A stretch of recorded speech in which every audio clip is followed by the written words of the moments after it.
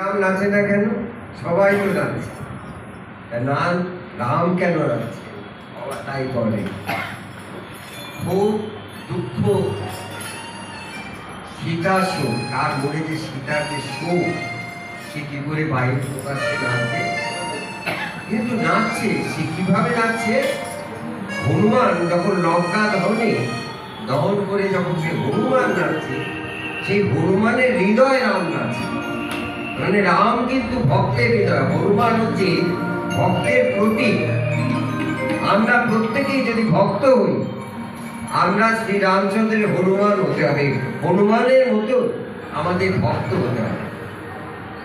যদি আমরা কৃষ্ণ ভক্ত হতে হয়, তাহলে আমাদের রাধার মতন তাকে ভক্তি করতে হবে। প্রতিটি মানুষ, কি পুরুষ কি স্ত্রী, সবাই কিন্তু রাধারানীর মতন প্রেম ভাবনা আনলে কৃষ্ণকে পাওয়া যায় না। তেমনি হনুমানের মতন ভক্তি ভেতরে না থাকলে, অর্থাৎ হনুমানের ভেতরে রাম নাচছেন, তার হৃদয়ের ভেতরে থেকে রাম নাচছেন। এইভাবে তা আমরা গ্রীষ্মকাল চলছে, বৈশাখ জ্যৈষ্ঠ মাসে, আমাদের কথা ছিল জ্যৈষ্ঠ মাসে পরে জ্যৈষ্ঠ আষাঢ় শ্রাবণ পর জগন্নাথ কিভাবে অতিবাহিত করেন আমাদের লোক শিক্ষার জন্য। আমাদের অক্ষয় তৃতীয়া হয়ে গেল, অক্ষয় তৃতীয়ার পর আমরা বৈশাখে কিভাবে জগন্নাথ অতিবাহিত করেন সেটা তো আমরা শুনেছি। জ্যৈষ্ঠ একাদশী হল, সেখানে রুক্মিণী হরণ একাদশী বলে জ্যৈষ্ঠ মাসে। কেন? রুক্মিণী সাধ্বী, কিন্তু সেই শিশুপাল অত্যাচারী রাজা, শিশুপাল থেকে রক্ষা করার জন্য ভগবান কৃষ্ণ তাকে হরণ করে বিবাহ করলেন রুক্মিণী। সেই জন্য সেই সময়, সেই দিনটা রুক্মিণী একাদশী বলা হয় জ্যৈষ্ঠ মাসে। এ মাসেই প্রভু জগন্নাথ স্নান যাত্রা শুরু হয়। প্রভু জগন্নাথের স্নান যাত্রা, স্নান মণ্ডপে 108 কলসি দিয়ে, গরমের দিন তো, গ্রীষ্ম, 108 কলসি দিয়ে সোনার কুয়া থেকে জল এনে শ্রী জগন্নাথকে স্নান করানো হচ্ছে। যা হবার তাই, 108 কলসি যদি ঠান্ডা জল, কুয়ার জল দিয়ে স্নান করানো হয়, তাহলে তো একটু সর্দি কাশি জ্বর তো হবে। তার জগন্নাথ সেই গমন করছেন কোথায়? সে গমন করতে সেই বিশ্রামে, তাকে 15 দিন শয্যাশায়, পাথরের মাথায়, পাথরের বালিশ মাথায় দিয়ে জগন্নাথ 15 দিন ঘুমাচ্ছেন। এই যে স্নান যাত্রার সময়টা, এই 15 দিন অনেক জায়গায় সেই জগন্নাথের এই দর্শন বন্ধ থাকে। তার কারণ, স্নান করে সর্দি জ্বরে জগন্নাথ কোথায়? স্নান করে সর্দি জ্বরে বিশ্রাম করছেন। এবং তারপরে পুরীতে তিনি জ্যৈষ্ঠ মাসের পরে পুরীতে আসেন। জ্যৈষ্ঠ মাসের পরে আষাঢ় মাসে নীল মাধব রূপে জগন্নাথ রূপে, অর্থাৎ নীল মাধব রূপে জগন্নাথ দর্শন। তার আগে আমি একটু গান শুনে নেব। সংযুক্তা ব্যানার্জি, সংযুক্তা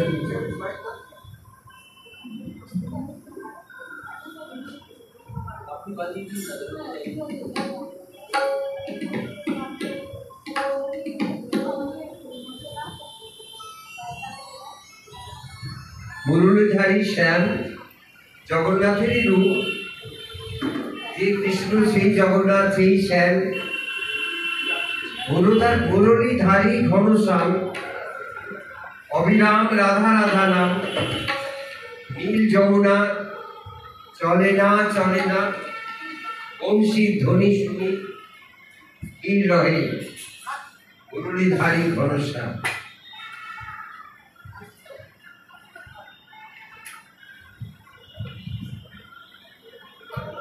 অধ্যাপিকা সংযুক্তা ব্যানার্জি একটু অসুস্থ, কিন্তু এই মাদকবাড়ির টানটা তাকে কোথাও বেরোচ্ছে না, কিন্তু এই মাদকবাড়ির টানে তাকে আসতেই হয়।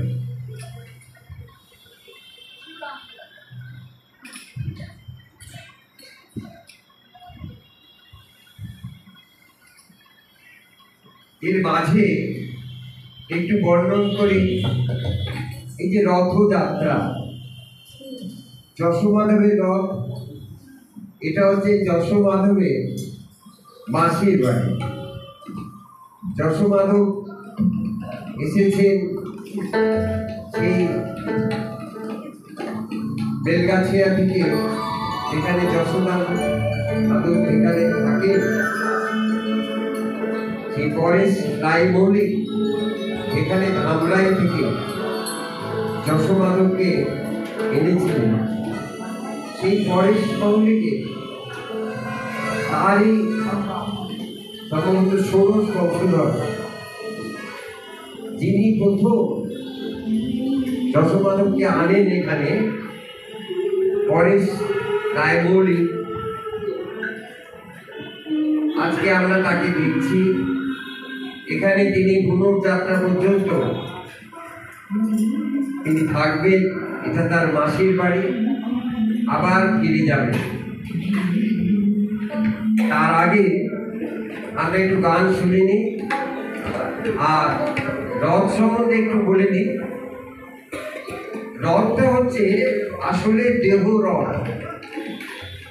ভগবান সবকিছুই সৃষ্টি করেছেন। অনেকে একটু একটু শিক্ষিত হয়ে হয়তো তারা ভাবেন এই রথ খেলা খেলা। আসলে এগুলো সব কিছুই আধ্যাত্মিক জগতে, হিন্দু সনাতনীতে এইগুলো সব কিছু কিন্তু একটা কারণ আছে। এই রথটা একটা দেহের প্রতীক। আমরা প্রতিটি মানুষ এক একটি রথ। রথ চলে, রথ কিন্তু স্থির হয়ে থাকে না, রথ চলে।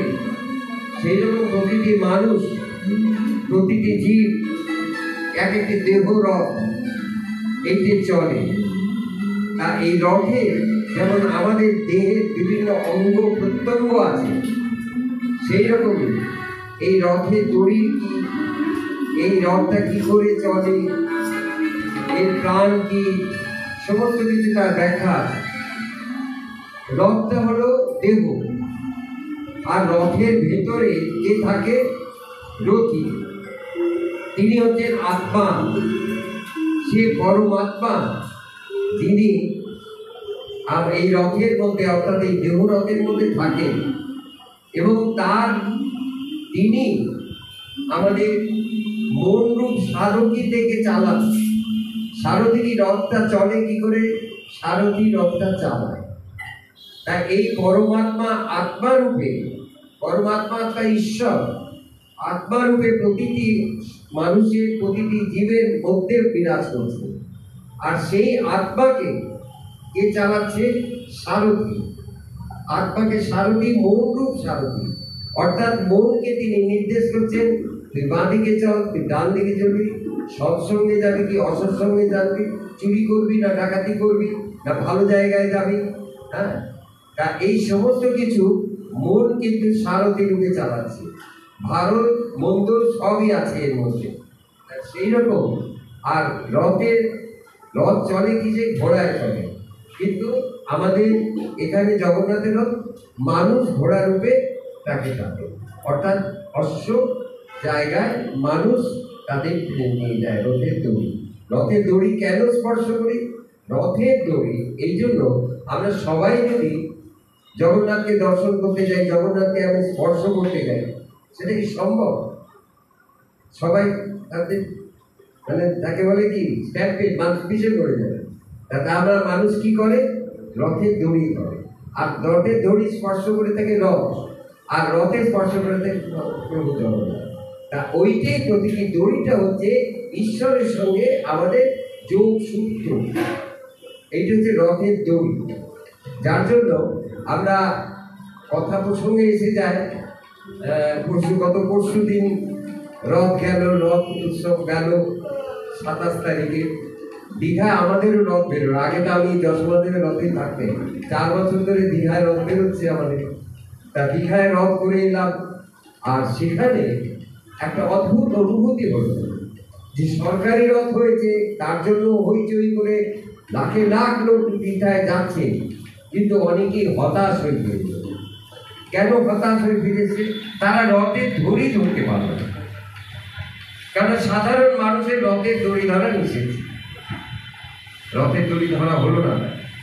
তখন তারা এই যে রথটা, আমাদের যে ভবার হরভোলা মন্দির ভবা পাগলার যে রথটা বেরোলো, 4 বছর ধরে বেরোচ্ছে, এই রথটা আমার সঙ্গে রুমামা ছিল, আর আমার সঙ্গে একটা আশ্চর্য মানুষ, একটা বিখ্যাত মানুষ ছিলেন, ভারত বিখ্যাত মানুষ, রথে তাকে চড়িয়েছিলাম।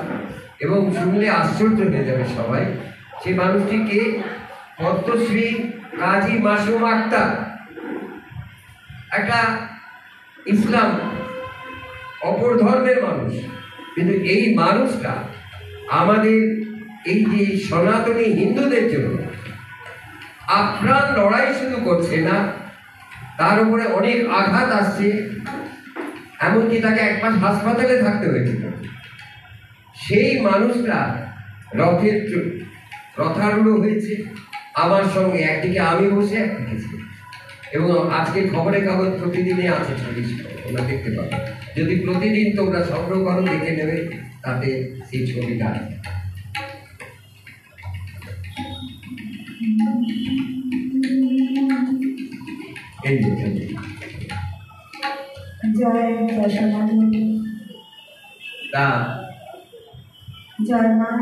এই যে রথের দড়ি সবাই ধরতে পেরেছে, সবাই হাতে প্রসাদ পেয়েছে, কিন্তু জগন্নাথ ওই রথের প্রসাদ মানুষের কেউ কখনো কোনোটা রেশনের দোকান দিয়ে যাচ্ছে, কোনোভাবে যাচ্ছে, যাই হোক, কিছু লোক পাচ্ছে, কিছু লোক পাচ্ছে না। কিন্তু এখানে যারাই জগন্নাথ দর্শনে যাচ্ছে, প্রত্যেককে হাতে হাতে আমাদের রথের পেছনে একটা গাড়ি গেছে, সবাইকে অন্নদান হয়েছে অনেক, সবাই রথের দড়ি ধরতে পেরেছে। তার জন্য আমি নিজেদের কোনো কৃতিত্ব, আমাদের কিছু কৃতিত্ব নেই। ওই যে বললাম না, রথী আত্মাকে চালাচ্ছে, বুদ্ধিকে চালাচ্ছে, আমাদের বুদ্ধিকে একজন রথী পরমাত্মা চালাচ্ছে, আরেকজনের রথীকে আরেক পরমাত্মা চালাচ্ছে। বলছি ভালোর দিকেও চলছে, খারাপের দিকে যাচ্ছে, কোনটা ভালো কোনটা মন্দ সেটা তার প্রারব্ধ, তার কর্ম অনুসারে সে এই বুদ্ধিটা পাচ্ছে। এবার এরপরে আমাদের রথের ঘোড়া আর রথের লাগাম, রথের পথ, রথের পরমেশ্বর, এটা আমি গানের পরে চলে আসবো। আগে আমাদের সংযুক্ত গানেছে গানগুলো, এই গানের পরে গান থেকে কি আসে কুড়িয়ে পাই। আমাদের সবকিছু বাবা পাগলার তাৎক্ষণিক রচনা, একটা ঘটনা থেকে তার গান সৃষ্টি হয়ে যায়। পৃথিবীর সর্বাধিক গান তো লিখেছেন, কিন্তু যে কোনো একটা ঘটনা থেকে একটা গান এসে যায়, আর ওই গান থেকে কিছু কথা এসে যায়। ওই কথার পরে, ওই গানের পরে কি কথা আসবে আমিও জানি না, সেটা চলে আসবে, কুড়িয়ে পাওয়া ধরে, তোমরাও বলে। জয় রাধা মাধব, জয় মা, জয় বাবা।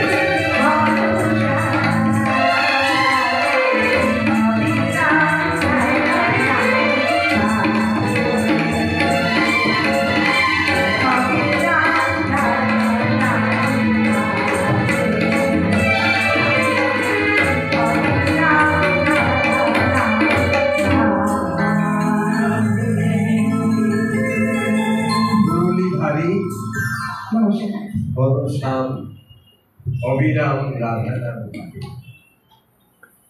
শেষ ভক্তিতে ভবা ব্যাকুল কেন, অদম্ব বিলম্বে হেরি, পবনে দোলে ভবা পাগলা ভাসে নয়নে জলে।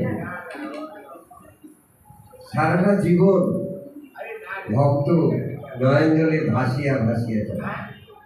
এই ভবা পাগলার একটা সুমধুর কথা, এরপরে যে কথা দুটো গান আমরা নিয়ে আসবো। ভাসিয়া ভাসিয়া এসেছি চলিয়া, ভাসিয়া ভাসিয়া চলিয়া যাব। গানটা গাইবে রুমা চৌধুরী। রুমা চৌধুরীর একটা আলাদা পরিচয় আছে। রুমা মা আমরা দক্ষিণেশ্বর কালী মন্দির জানি, রানী রাসমণি বংশের সন্তান। রুমা মা এরপরে গাইবে। তার আগে তার সংস্কৃতির ফাঁকে যে রথের কথাটা বলছিলাম, রথের দড়ির ব্যাখ্যা দিয়েছি। রথের দড়ির সঙ্গে রথের স্পর্শ, আর সেই রথের সঙ্গে সেই পরমাত্মা রূপে অর্থাৎ রক্ষী জগন্নাথ প্রভু সেখানে আছেন। অর্থাৎ জগন্নাথকে স্পর্শ করতে গেলে রথের দড়ি স্পর্শ করা, সেটি ভক্তের ভাব। আর রথের একটা লাগাম থাকে। লাগামটা কি?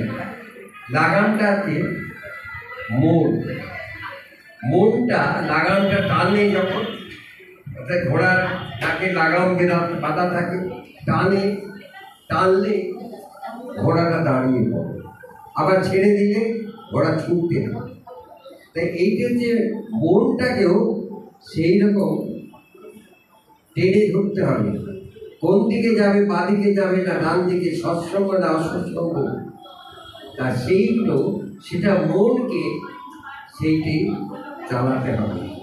তাই ভগবান একটা জায়গা বলছেন, মন তুমি এগিয়ে চলো, পিছু হেঁটো না, সম্মুখে পরমানন্দ, পিছনে রয় ছলনা। পিছনে ছলনা, অনেক লোক লালসা, অনেক কিছু হাতছানি আসবে, দেখো কত সুন্দর, কিন্তু তুমি সেই পরমাত্মার দিকে সেটা এগিয়ে চলো। মন তুমি এগিয়ে চলো, পিছু হেঁটো না, সম্মুখে পরম আনন্দ, পিছনে রয়ে ছলনা। তা এই যে সারথি, তারপরে লাগাম, মন রূপ লাগামটাকে আমাদের সংযমিত রাখতে হবে। এইটিকে আমাদের ঠিক মতন চালাতে হবে। আর কর্মটা কি, পথটা কি? তাহলে রথ হলো, দড়ি হলো, লাগাম হলো, ঘোড়া হলো। ঘোড়াটা কি? ইন্দ্রিয়। ইন্দ্রিয় 10টা ইন্দ্রিয়। যদি ঘোড়ার ঠুলি বাঁধা না থাকে, 10 দিকে 10টা ঘোড়া ছুটবে, একবার এদিকে ছুটবে, একবার ওদিকে ছুটবে, দড়ি ছুটে বেরিয়ে যাবে, রথটা পড়ে থাকবে। তাহলে এই ইন্দ্রিয়কে, এই ঘোড়াকে কি করা যায়? একটু ঠুলি বেঁধে যাতে সামনের দিকে সোজা দেখে, যার জন্য আর আশেপাশে না দেখতে পারে, পিছনে ছলো না, অতএব এদিক ওদিক না দেখতে পায়, যাতে তার জন্য তাকে ঠুলি বেঁধে দেয় সোজা। ভগবান একটা কথা বলছেন, সোজা। সোজা হচ্ছে সবকিছু, শুয়ে যা তার চলে, অর্থাৎ সোজাতেই সবকিছু। সোজা বাঁকাতে হবে না। আমাদের একটা এই যে হারমোনিয়াম তৈরি হয়েছে, এই যে একটা চেয়ার হবে, টেবিল হবে, কিছু হবে, সোজা কাঠের। বাঁকা কাঠ দিলে কারিগর বলবে না, এই কাঠে কিছু হবে না, এই কাঠ কাজ করা যাবে না, হবে না। তা সোজা কাঠে, অর্থাৎ মনটাও সোজা না হলে তার কাছে যাবে না। সোজা মানে আরেকটা কথা কি হবে? সরল। সরল, এটা হচ্ছে সোজার আরেকটা ব্যাখ্যা, সরলতা। অর্থাৎ সরল হতে হবে, মনটাকে সরল করতে হবে, সোজা সাষ্টাঙ্গ প্রণাম করতে হবে, সোজা তার কাছে যেতে হবে, আশেপাশে। সোজা কাঠ সবকিছু তৈরি হবে। বাঁকা কাঠ কি হয়? বাঁকা কাঠে কি হয়? উত্তর দেবে, বলো, তোমরা বলো। বাঁকা কাঠে কি কাজে লাগে? লাগে, লাগে, সব কাজে লাগে। কারণেরও অকারণে, অকারণেরও কারণ আছে। বাঁকা কাঠে সব শ্মশানে তোমার অহংকার পড়াতে, বাঁকা কাঠ সেটাও কাজে লাগে। তোমার অহংকার করে, আমি আমি, আমার আমার, ভগবান বলছেন আটা বাদ দাও, দেখবে সব মা। অর্থাৎ এই যে আমার, এই আমার আমি, এই কথাটা বিশ্বের যদি একটা ডিকশনারি আমরা ফলো করি, তাহলে দেখবো পৃথিবীর সবচেয়ে বেশি কথা যদি ব্যবহৃত হয়ে থাকে আমি আর আমার, এই আমিত্ববাদ, এই আমার আমার ভাব, আমার আমার করিও না। নয়ন মুদিয়া দেখো সবই অন্ধকার, নয়ন মধ্যে দেখো সব অন্ধকার, আমার বলে কিছু নেই, সব তার সোজা কাঠে সব কিছু হয়, সোজা হলে সরল হলে সব কিছু। কোন লতা সুন্দর, তিনি আবার বলতেন একটা, কোন লতা সুন্দর, অনেক তো লতা আছে, লতা কোন লতা সুন্দর, সরলতা, সরলতার চেয়ে সুন্দর লতা কিছু নেই। অর্থাৎ সরল হও, বিনয়ী হও। এইটি ঈশ্বরকে পাওয়ার উপায় হচ্ছে সরলতা, ধৈর্য, সহ্য, সরলতা, ন্যায়, সৎ, সরলতা, আনন্দ, আত্মহারা, ক্ষমা, এই 10 অলঙ্কার যে করেছে দারুণ। কিসের ভয়, ভবা কয় তার সার্থক জীবন। অর্থাৎ জীবনটাকে সার্থক করলে ধৈর্য, সহ্য, ক্ষমা, ন্যায়, সৎ, সরলতা, আনন্দ, আত্মহারা, ক্ষমা, কর্তব্য, এই 10 অলঙ্কার যে করেছে দারুণ। কিসের ভয়, ভবা কয় তার সার্থক জীবন। তা এইভাবে আমাদের চলতে হবে, সোজা ভাবে। তাই ভবা পাগলা এইভাবে সোজা ভাবে কিভাবে চলছেন, ভাসিয়া ভাসিয়া এসেছি চলিয়া, ভাসিয়া ভাসিয়া চলিয়া যাইব। এপারের কথা প্রকাশিত হলো, ওপারের কথা প্রকাশিত, প্রকাশ এপারে কর, মানে এপারের কথা আমি প্রকাশ করবো ওপারে, আর ওপারের কথা এখানে এসে করিব। সেটি করছে মহাপুরুষরা। কি করে মহাপুরুষরা? সাধারণত তাই করে। ভবা পাগলা তার গানের মধ্যে সেই কথাটা বলছে। রুমামা গাইছে, রানী রাসমণির বংশধর গাইছেন রুমা চৌধুরী, ভাসিয়া ভাসিয়া এসেছিল। এটা আমাদের শ্রদ্ধেয় রামকুমার চট্টোপাধ্যায় এই গানটা তাকে দিয়ে আমি রেকর্ডিং করিয়েছিলাম। আমি তো সব শিল্পী ধরা মানুষ, ওই শিল্পীদের ধরে ধরে এক একজনকে যদি এক একটা গান বলে, ওই হিন্দি শুক্লা বাবু অনেক সবাইকে ধরে ধরে গান করে। তাই এইটি একটা গান রামকুমার চট্টোপাধ্যায় গেয়েটা অমর করে গেছে। জয় জয় জয় জয় মা, জয় বাবা, জয় জগন্নাথ, সবাইকে প্রণাম জানিয়ে এবং সকলের মধ্যে আমি ঈশ্বরকে অনুভব করে গান গাইছি। প্রার্থনা হিসেবে নেবেন, কারণ হয়তো ভুলভাল হতে পারে, ক্ষমা করে দেবেন। গুরু ব্রহ্মা গুরু বিষ্ণু গুরু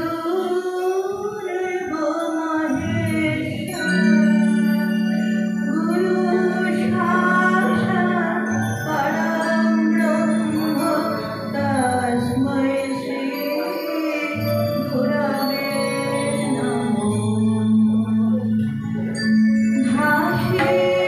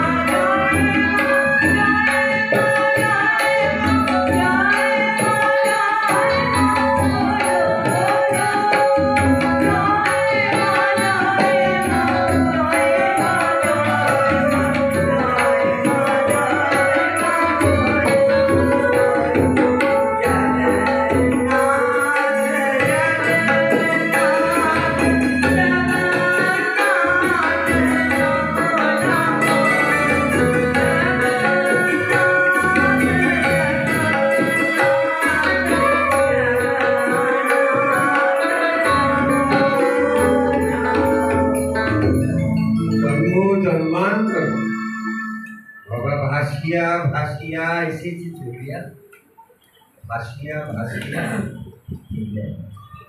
তুমি আমিও তাই। আমরা জন্ম জন্মান্তর ভেসে ভেসে আসছি, ভেসে ভেসে চলে যাচ্ছি প্রারব্ধ অনুসারে।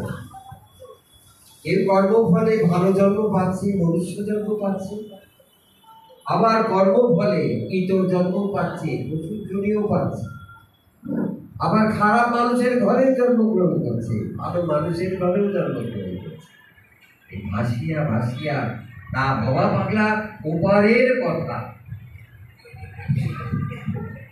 এবারে কহিব, ওপারের কথা, ঈশ্বরীয় কথা এবারে আমি বলছি। আর এবারের যা কথা ওপারে বলে যাবে। সুমন্ত্র, কুমন্ত্র, পবিত্র প্রথা, কুমন্ত্র এখানে শিখছি, জানছি, পবিত্র প্রথা, সুমন্ত্র তাও জানছি। সব কিছু বেদ বেদার্থ সব কিছু ভালো মন্দ বেছে কোনটা ভালো কোনটা মন্দ। ঠাকুর রামকৃষ্ণ একটা কথা বলতে, যেটা বলছেন রথের মনটা চালায় সারথি, বলছে মনটা হচ্ছে ভগবান সবাইকে একই রক্ত মাংস দিয়েছে। সেই চামড়ার একটা থলির মধ্যে রক্ত মাংস সব কিছু আছে, কিন্তু এর মধ্যে ভগবান প্রত্যেকে একই জিনিস দিয়েছে। তাহলে আলাদা কি দিয়েছে? বিভিন্ন রকম মানুষ বিভিন্ন রকম আচরণ করে, কেন? তিনি একটা জিনিস আলাদা দিয়েছে, সেটা হচ্ছে ফ্রি উইল, চিন্তাধারা, স্বাধীন চিন্তাধারা, সেটাই হচ্ছে ইন্দ্রিয়।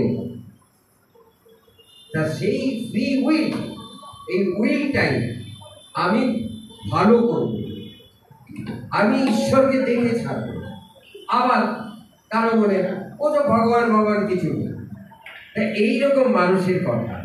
তা এই জিনিসগুলো আলাদা জিনিস, এই জিনিসগুলো আমরা পাই কোথায়? এই সৎসঙ্গ থেকে। এই সৎসঙ্গ যেখানে হয় সেখান থেকেই আমরা পাই। ভগবানের একটা গান আছে, শ্মশানে, ওই দেখো শ্মশানে কিবা নিশি দিনে পুরিতেছে মানবের যত অহংকার। শ্মশানে কি হয়? মানুষের অহংকার পড়ে। মানুষ পড়ে না, যে মানুষ তার হুঁশ আছে তাকে পড়ানো যায় না, পড়লেও সে কিন্তু জন্ম জন্মান্তর তার নাম থেকে যায়, থেকে যায়। মহাপ্রভু এসেছিলেন, তিনি আছেন, জন্ম জন্মান্তর তার নাম আছে। ঠাকুর রামকৃষ্ণের কথা আমরা জানি, চৈতন্য মহাপ্রভু জানি, মহাপাগলা জানি, বামদেব জানি, লোকনাথ বাবা জানি। যুগে যুগে আসেন যুগ অবতার, কত লীলা করেন পাতিয়ে সংসার। তা সেই রকমই ভগবান আসেন যাচ্ছেন তার প্রারব্ধ অনুসারে, কিন্তু যে যেমন কর্ম সে সেরকম পাবে, তাকে সেইভাবে সেই রকম জন্ম পাবে। তা সেই কথা পাগল ঠাকুর বলে গেছে। তা যাই হোক, আমি এরপরে রথের সব কথা বললাম, লাগাম বললাম। এবার রথের পথটা কি? পথটা, রথের একটা রাস্তা আছে, এই যে রথ, পুরীর রথ যায়, তার রাস্তা নিশ্চয়ই, রাস্তা না থাকলে, যদি রাস্তা না থাকলে কারো খানা কন্দর থাকে তাহলে তো যাওয়া যাবে না। তাহলে কি রাস্তা?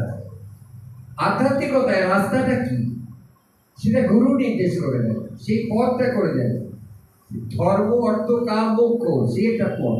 আবার কর্ম ভক্তি জ্ঞানযোগ, কর্মযোগ, ভক্তিযোগ আর ধ্যানযোগ, গুরু চারটে পথ বলে দেয়। এই চারটে পথ ধরে তাকে পেতে হয়। সেইটির কথা পরে। আর তার আগে একটি গান গাইছে মৎস্যশিল্পী আমাদের দীপালি দে। দীপালি দে আপনার একটি সুন্দর গান শোনাবে। আর তারপরে আমি এই যশোমাধবের একটু ইতি কথা বলি। যশোমাধব কি করে এই মাধব বাড়িতে এলেন, এটা একটা বড় ইতিহাস আছে, এটা গবেষণার জিনিস, অনেকেই জানে না। সেটা আমি প্রায় এখানে বলে থাকি, যেটা অনেকের জানা নেই। ঠাকুরের কথা বলছি, কিন্তু এটা যে একটা ঈশ্বরীয় একটা একটা শক্তি আছে এর মধ্যে, একটা ভাইব্রেশন আছে, সেটা কি, কেন, সেটা একটু প্রকাশ করব। আর সেটার পরে আমরা কেন আমরা দলবল বেঁধে এই যশোমাধবের রথে এখানে মাধব বাড়িতে আসি, এই মাধব বাড়িকে নিয়ে একটা গান আমরা কোরাস গাই, ভক্তরা গাইবে। তার আগে আমরা দীপালির মুখে আমরা একটা কৃষ্ণনাম ওগো কৃষ্ণ তোমার বাঁশের বাঁশি আমায় দিয়ে দাও। বাঁশি রাধা নামে ভরে গেছে, তুমি গৌর হয়ে বোধে যাও। কৃষ্ণকে কত বড় দুঃসাহস পাগলা বলছে, কৃষ্ণ তোমার ওই বাঁশের বাঁশি আমায় দিয়ে দাও। আমি তুমি বলতে পারবে, আর ওই বাঁশিটা রাধা নামে ভরে গেছে, আর জায়গা নেই। এবার তুমি গৌর হয়ে নদে যাও, অর্থাৎ নদিয়ায় গৌর হয়ে যাও। অর্থাৎ চৈতন্য মহাপ্রভু তুমি কৃষ্ণ, তুমি নদিয়ায় জন্ম নাও, আর আমাকে তুমি দাও। এটা পরে গানটা পুরোটা শুনে নিয়ে কি সুন্দর কথা আছে এর মধ্যে ঢুকিয়ে আমরা আগে গানটা শুনি।